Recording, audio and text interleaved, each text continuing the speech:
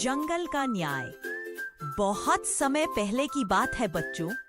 एक हरा भरा सुंदर और शांत जंगल हुआ करता था जिसका नाम था सुधावन। वहां हर दिशा से पत्तों की सरसराहट सुनाई देती थी, पंछियों की चहचहाहट गूंजती थी और जानवरों के चेहरे पर हमेशा मुस्कान रहती थी। इस जंगल के राजा थे सिंहराज, एक बुद्धिमान और न्यायप्रिय शेर। वो न सिर्फ ताकतवर थे बल्कि उनके दिल में हर जानवर के लिए प्यार था। उनके साथ उनका सलाहकार और दोस्त था गज्जू हाथी, जो बड़ा ही समझदार और शांत स्वभाव का था।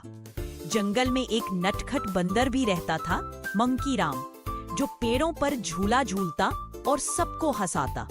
साथ में थी चंचला लोमड़ी, बहुत ही चालाक और समझदार, और एक बुजुर्ग उल्लू घंटू बाबा, जो पूरे जंगल में सबसे ज्ञानी माने जाते थे। हर हफ्ते जंगल में दरबार लगता, सभी जानवर आकर अपनी बातें राजा के सामने रखते और सिंहराज सबको न्याय देते। लेकिन एक दिन जंगल की शांति में हलचल मच गई।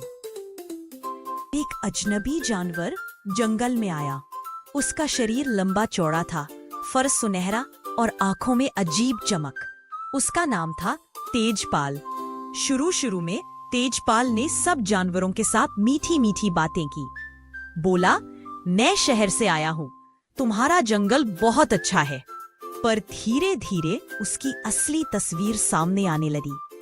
तेजपाल छोटे जानवरों को डराने लगा, उनकी चीजें छीनता, गुस्से में दहाड़ता और कहता, मैं तुम सबसे ताकतवर हूँ।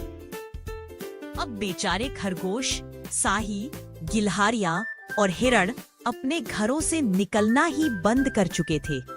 जंगल में डर का साया फैलने लगा। ये सब देखकर मंकी राम परेशान हो गया। वो दौड़कर गया चंचला के पास और बोला, ऐसा नहीं चलेगा, हमें कुछ करना होगा। चंचला ने आंखें सिकोड़ते हुए कहा, अगर सीधे सीधे शिकायत करेंगे तो वो कहेगा हम झूठ बोल रहे हैं। हमें चाल से काम लेना होगा।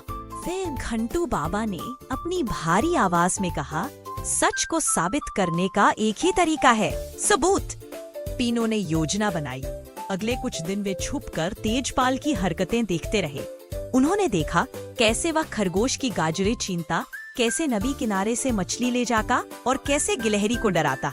एक दिन तेजपाल गुस्से में चिल्लाया, ये जंगल अब मेरा है, सिंहराज तो बूढ़ा हो चुका है, बस अब और नहीं। घंटू बाबा ने अपने पुराने दोस्त कौवे को बुलाया और पूरी बात बताकर कहा, जाओ सिंहराज को बताओ, समय आ गया है न्याय का। अगले ही दिन जंगल में विशेष दरबार लगा। सब जानवर एकत्र हुए। राजा सिंहराज गरजे, तेजपाल, क्या तुम छोटे जानवरों को डरा रहे हो, जंगल में डर फैला रहे हो? तेजपाल मुस्कराया जैसे कुछ हुआ ही नहीं।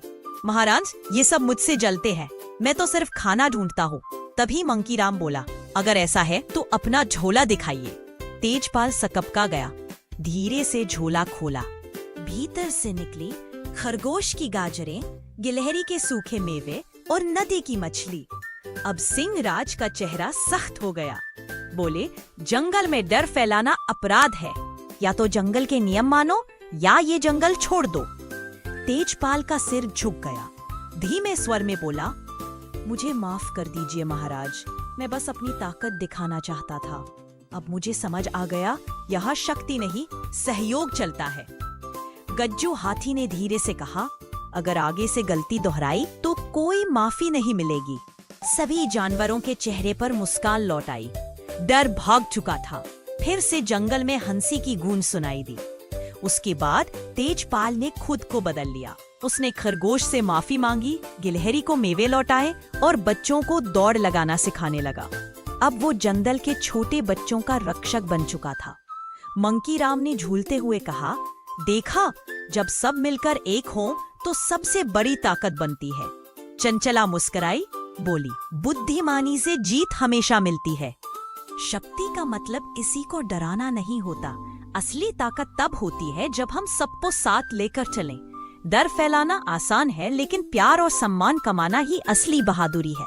ते बच्चों, याद रखो, अगर तुम्हें कोई डराए या गलत करे तो चुप मत रहो।